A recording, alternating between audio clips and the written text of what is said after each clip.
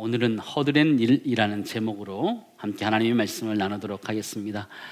2002년도 KBS 1호 스페셜에 11세 대학생 천재 소년 쇼야뉴에 대한 영상이 나오게 되었습니다. 천재는 이렇게 잘한다, 이런 이야기였는데요. 1990년생 아이인데요. 일본인 사업가 아버지와 또 한국인 어머니 사이에서 태어난 아이였습니다. 천재적인 지능을 가지고 태어난 아이인데요. 2살에 글을 읽기 시작하고 3살에 글을 쓰기 시작했다고 합니다.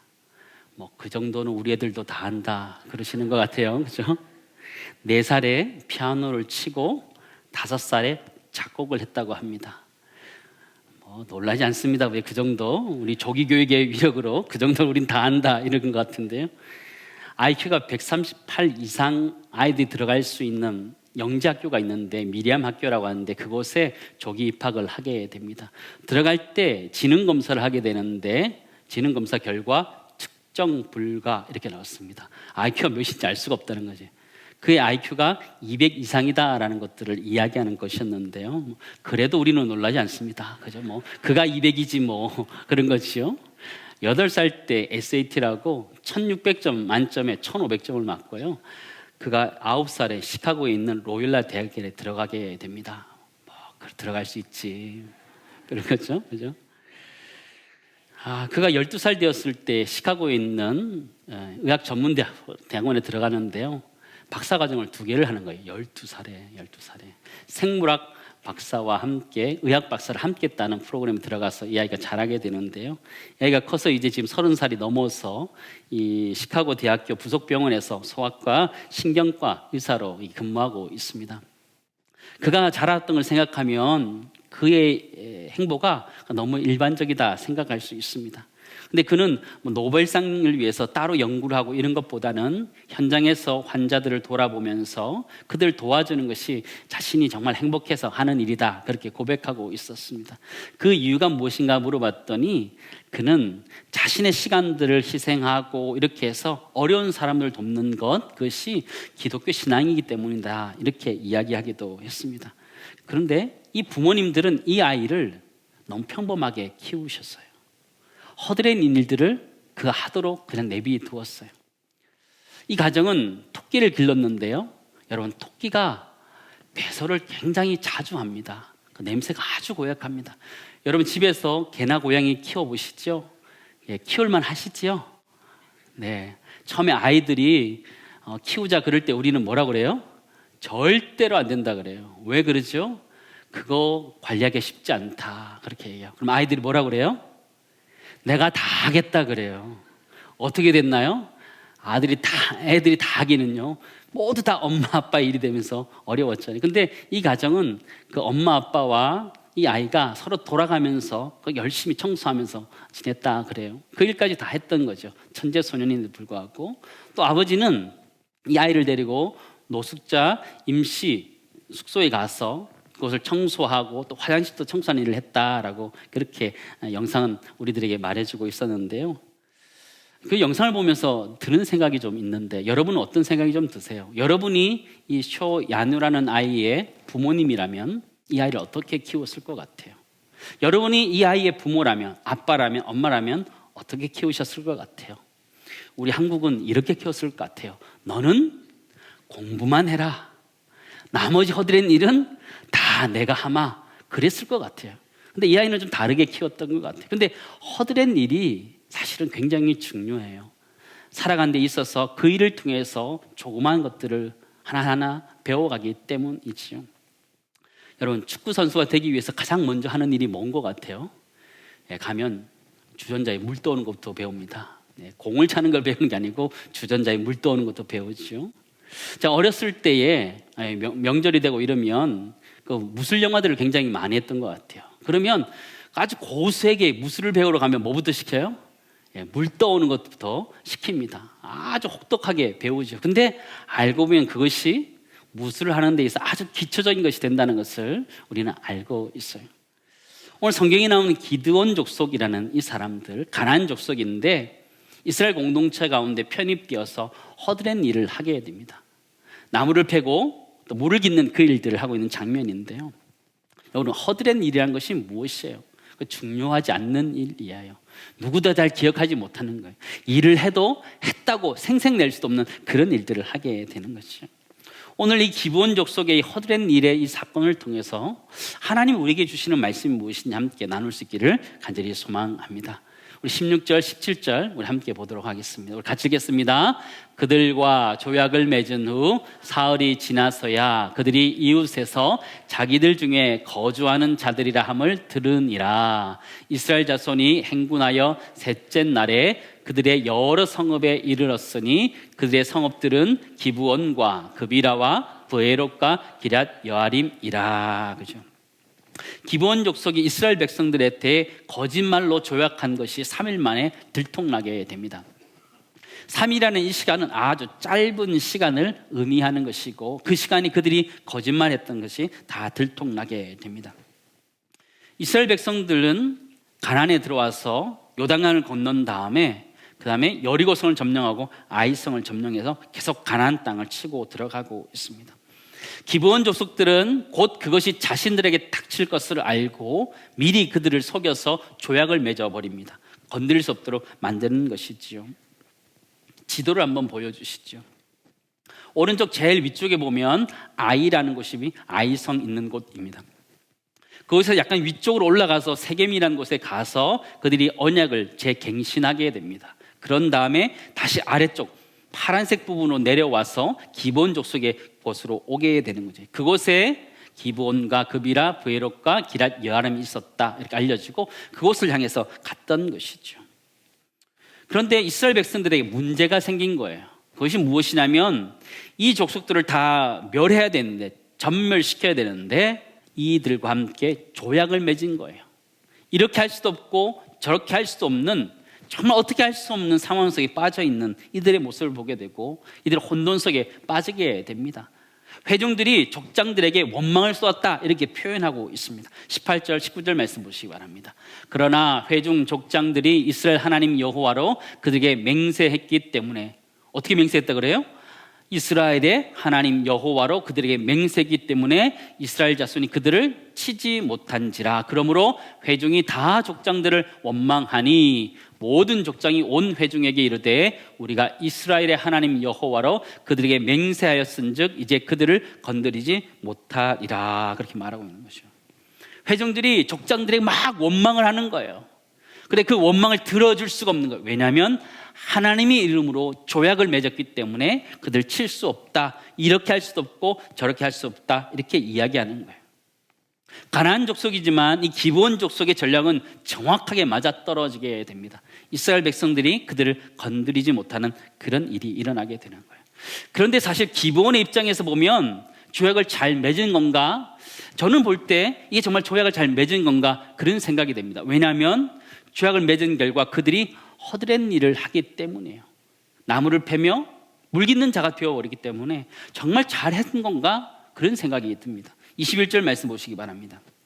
같이 읽습니다. 무리에게 이르되 그들을 살리라 하니 족장들이 그들에게 이른 대로 그들이 온 회중을 위하여 나무를 패며 물을 깃는 자가 되었더라. 여러분, 잘 맺은 건가요? 조약을?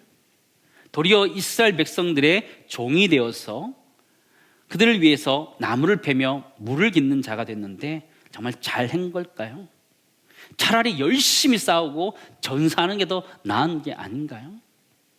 근데 오늘 본문의 말씀은 기브온 족속들이 정말 하나님의 은혜 가운데 그들이 이스라엘 백성 가운데로 편입되고 있는 것을 보여주고 있어요. 비록 그들이 허드렛 일을 하게 되었지만 그들이 이스라엘 백성이 되었다라는 것을 이야기하고 있는 구절이라는 것이, 그들은 그들의 나라를 위해서 싸우기보다는 차라리 이스라엘 백성으로 들어가는 것이 낫겠다 판단하고 그들이 허드렛 일을 하더라도 이스라엘 백성이 되는 것이 낫겠다 이야기하는 것이죠. 이 본문에 의미가 있다라는 생각을 해보게 됩니다. 그들이 비록 허드렛 일을 하지만 하나님의 백성이 되는 것이라면 충분히 가치가 있는 것이다 라고 판단했기 때문이라는 것이죠. 그렇지 않으세요? 저는 이 말씀을 읽는데 시편 84편 10절 말씀이 생각나더라고요. 한번 보시기 바랍니다. 주의 궁정에서의 몇 날이? 한 날이 다른 곳의 첫날보다 낫다. 그렇게 해요. 다른 곳에서 첫날을 지내면서 즐겼던 것보다 주의 궁정에서 한 날이 더 낫다 그러는 거예요. 악인의 장막에 사는 것보다 내 하나님의 성전 뭐로? 문지기로 있는 것이 좋다 이렇게 하는 거예요. 악인의 장막에서 주인처럼 사는 것보다는 차라리 하나님의 성전에서 문지기로 헛된 일을 하는 것이 훨씬 더 좋다라고 고백하는데, 이 시편 84편의 기자가 고백하는 이 고백이 기브온의 고백이다라는 생각을 하게 되었어요. 사랑하는 성도 여러분, 기드온 족속들은요, 자신들이 헛된 일을 하더라도 이스라엘 공동체 가운데 들어가는 것이 올바른 의가 판단하고 그렇게 들어갔던 것을 보게 되죠. 여러분은 교회 공동체를 섬기면서 어떤 일들을 하면서 살아가고 있으십니까?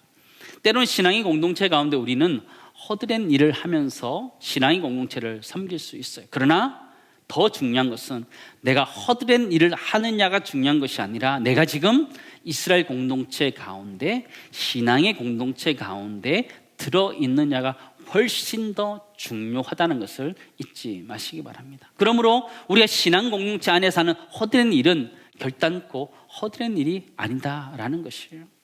첫 번째 나누기 원하는 것은 이것입니다.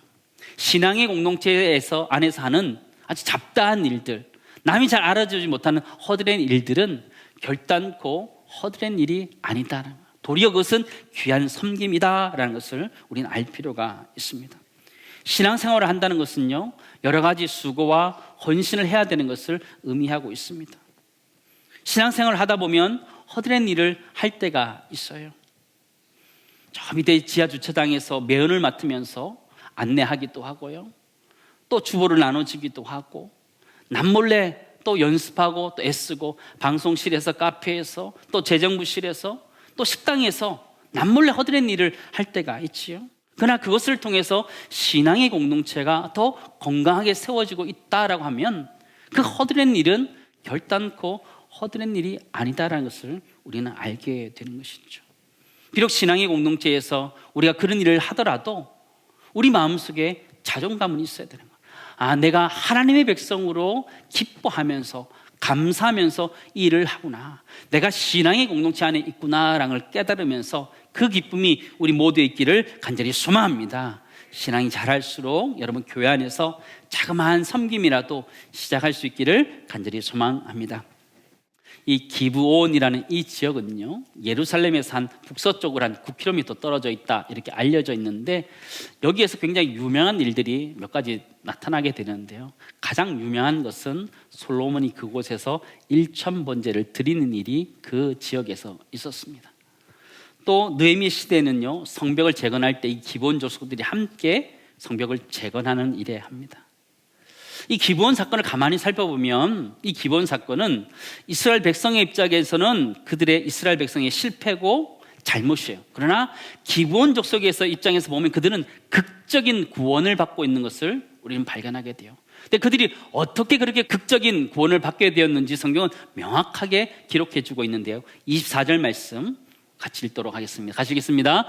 그들이 여호수아에게 대답하여 이르되 당신의 하나님 여호와께서 그의 종 모세에게 명령하사 이 땅을 다 당신들에게 주고 이 땅의 모든 주민을 당신들 앞에서 멸하라 하신 것이 당신의 종들에게 분명히 들림으로 당신들로 말미암아 우리의 목숨을 잃을까 심히 두려워하여 이같이 하였나이다. 그렇죠. 24절 하반절 보면 당신들의 종들에게 분명히 뭐라 그래요? 들림으로. 이 기브온 족속에게 뭔가 들렸던 거예요. 뭐가 들렸냐면 하나님께서 모세에게 명령한 것인데, 그것이 무엇이냐면 이 가나안 땅을 하나님이 이스라엘 백성에게 주실 것이고 그 땅에 있는 모든 가나안 족속들을 전멸시킬 것이다 라는 걸 들었다, 이렇게 이야기하는 것이죠. 기브온 족속의 극적인 구원이라는 것은요, 그들이 하나님의 이야기를 들었기 때문에 시작되었다는 것을 우리는 알게 돼요. 근데 이 모습이 참 재미있는 것은요, 이스라엘 백성과 기브온 족속의 모습이 딱 대조적으로 나와 있어요. 기브온 족속은 자신들에게 하는 이야기가 아니었고 이스라엘 백성들에게 하나님이 하시는 말씀인데 그 말씀을 엿들었던 거예요. 그런데 그 말씀을 엿듣고 그 말씀에 따라서 그는 행동했어요. 그런데 이스라엘 백성들은 하나님께 묻지도 따지지도 않고 그냥 자기 마음대로 결정하는 모습을 보게 되죠. 딱 대조되는 모습을 보여주고 있죠. 이 기브온 족속들 어떻게 엿들었던 그 말씀에 그들이 순종할 수 있었을까요? 그것은 그 이야기가 자신의 생사를 가늠할 수 있는 것이기 때문에 그들은 이 상황에서 판단하게 되는 거예요. 이스라엘 백성과 기브온 족속의 차이가 어디에 있을까요? 그것은 생사가 달린 문제이기 때문에 기브온 족속은 그렇게 행동했던 것이라는 것을 보게 되죠. 사랑하는 성도 여러분, 우리에게 들려지는 하나님의 말씀은 어떤 말씀일까요? 그냥 허드렛 일처럼, 허드렛 말처럼 그냥 스쳐 지나가는 말씀일까요? 아니요. 이 기브온 족속들을 살려냈던 그 말씀처럼 하나님의 말씀은 소중한 말씀인 줄을 믿습니다. 우리 모두 이 땅의 삶들을 살아갈 때 그 말씀을 소중히 여기며 살아가야 되는 거예요. 그냥 스쳐 지나가는 말씀이 되어서는 안 된다라는 거예요. 주일날 나와서 듣는 이 말씀이 그냥 스쳐 지나가는 말씀이 아니라 나의 생사를 가늠할 수 있는 말씀이라는 걸 기억하면서 이 말씀을 붙들 수 있기를 주님을 축원합니다.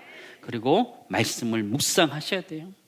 큐티 말씀 묵상하면서 한 말씀 한 말씀 붙들 때 그 말씀이 우리의 영혼을 살려낼 줄을 믿습니다. 저는 이 말씀 보면서 이 기브온의 이 모습들, 그들이 속여서 하나님 백성이 되는 이 모습을 보면서 신약성경에 나오는 불의한 청지기 이야기가 생각나더라고요. 불의한 청지기는 정말 주인한테 잘한 것 하나도 없어요. 주인의 재산을 자신의 재산인 것처럼 하면서 막 깎아줍니다. 빚졌던 걸 다 이렇게 깎아줘요. 그러면서 준비했던 것이 자신의 다음을 준비했던 사람이에요. 근데 성경은 그를 칭찬하고 있어요. 칭찬하고 있어요. 이 기브온의 모습이 그런 모습이에요. 하나님의 말씀을 소중히 여겨서 그 말씀대로 살았던 기브온의 모습, 성경 그를 도리어 칭찬하고 있다는 것을 우리는 보게 돼요. 그렇다면 우리는 하나님의 말씀을 어떻게 생각하며 살아가야 될까요? 두 번째 우리가 나누기 원하는 것은 이것인데요, 하나님의 말씀이라는 것은 그냥 스쳐 지나가는 말씀으로 들어야 되는 말씀이 하나도 없다는 것이에요. 주일 예배 때 들었던 말씀이든지 내가 읽은 말씀이든지 내가 묵상한 말씀이든지 새벽기도 때 나왔던 들었던 그 말씀이든지 이 말씀은 우리를 살리는 말씀인 줄을 믿습니다. 그렇죠? 그래서 이 말씀을 소중히 여기는 은혜가 우리 모두에 있기를 간절히 소망합니다. 오늘 이 기브온 사건을 보면서요, 이 기브온의 고백이 여러분 앞에 나왔던 기생 라합의 고백과 참 비슷하다 생각을 해보지 않으세요? 저는 그 생각이 참 강해지더라고요. 앞에서는 기생 라합 한 여인을 통해서 한 가문이 다 구원받는 것을 본다면 지금은 기브온 족속, 온 족속이 하나같이 똘똘 뭉쳐서 구원받고 있는 이 장면을 보여주고 있거든요. 둘 다 가나안 족속 사람들이었지만 하나님의 백성으로 편입되는 장면을 보여주고 있어요. 9장 24절 말씀 다시 한번 볼까요? 기브온 족속은 이렇게 고백하잖아요. 그들이 여호수아에게 대답하여 이르되 당신의 하나님 여호와께서 그의 종 모세에게 명령하사 이 땅을 다 당신들에게 주고 이 땅의 모든 주민을 당신들 앞에 멸하라 하신 것이 당신들의 종들에게 분명히 어떻게 했다고요? 들림으로 당신들로 말미암아 우리의 목숨을 잃을까 심히 두려워 이같이 하였다라고. 하나님의 이야기가 들렸다고 그러죠. 기생 라합의 이야기 볼까요? 2장 10절 말씀입니다. 이는 너희가 애굽에서 나올 때에 여호와께서 너희 앞에서 홍해물을 마르게 하신 일과 너희가 요단 저쪽에 있는 아모리 사람의 두 왕 시온과 옥에게 행한 일 곧 그들을 전멸시킨 일을 우리가 어떻게 했다 그래요? 들었음이니이다. 기생 라합의 귀에 또 기브온 족속의 귀에 하나님의 일이 들렸던 것이죠. 그들에게 들렸던 이 하나님의 이야기는 그들이 거부할 수 없는, 정할 수 없는 하나님의 이야기라는 것을 알고 그들은 하나님 앞에 하나님 백성이 되기로 작정하죠. 신학적인 용어로 불가항력적인 은혜다라고 말할 수 있어요. 여러분, 불가항력적인 은혜가 무엇이에요? 불가항력적인 은혜라는 것은요, 성령께서는 선택하고 부르신 자들이 구원받을 수 있도록 하나님은 유효하게 또 정할 수 없도록 역사하신다라는 것이 불가항력적인 은혜라는 것이죠. 기생 라합과 기브온 족속에게는요, 이 불가항력적인 하나님의 은혜가 그들 속에 나타났던 거예요. 어떤 것을 통해요? 스쳐 지나가는 이야기들 속에서 이 귀중한 것들이 나타났던 것을 이야기해 주는데요. 사랑하는 성도 여러분, 우리 이웃들 가운데 이 복음을 들어야 되는 사람들이 참 많이 있습니다. 그들에게 우리가 복음을 전할 수 있는 은혜가 우리 모두 있기를 간절히 소망합니다. 우리가 메시지 보내는 것 작은 것 하나, 교회 나오라고 하는 작은 것 하나, 주보하는 전달하는 것 이것 하나하나가 비록 작은 것일 수 있지만, 허드렛 일일 수 있지만, 그것을 통해요 하나님께서 불가항력적인 은혜를 베푸시는 사람이 있다는 걸 기억하면서 우리가 수고하고 애쓸 수 있기를 간절히 소망합니다.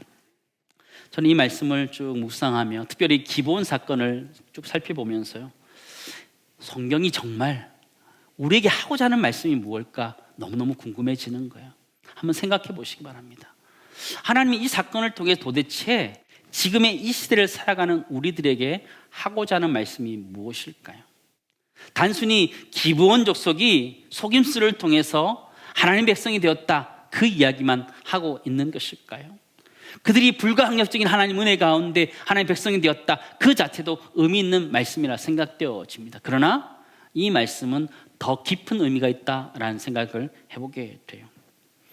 이들의 고백, 기생 라합의 고백과 기브온 족속의 고백은 이스라엘 백성들에게 너무나 큰 영향을 미치게 돼요.